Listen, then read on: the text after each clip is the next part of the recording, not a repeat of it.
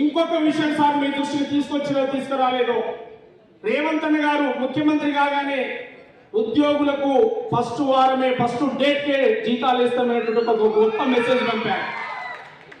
ఇది చాలా మంది మనసుల్లో ఉన్నది సార్.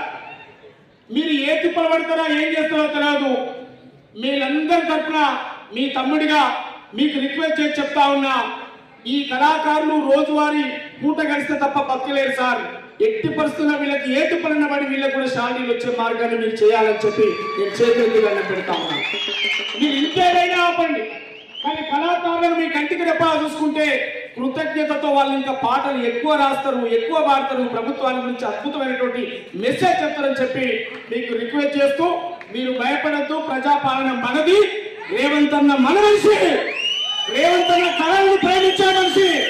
రేవంత్ రెడ్డి గారు కళాకారులను ప్రేమించే మనిషి. నేను అతి దగ్గరగా ప్రేమ చేసి చెప్తున్నా, కళాకారులందరికీ ప్రజా ప్రభుత్వం న్యాయం చేస్తుందనే మాట మీకు గుర్తు చేస్తూ ఎవరు అధైర్యపడొద్దని చెప్పిపోతూ థ్యాంక్ యూ గౌరవ మంత్రి గారికి గట్టిగా చప్పట్లతో ఉద్యమం వందనాలు.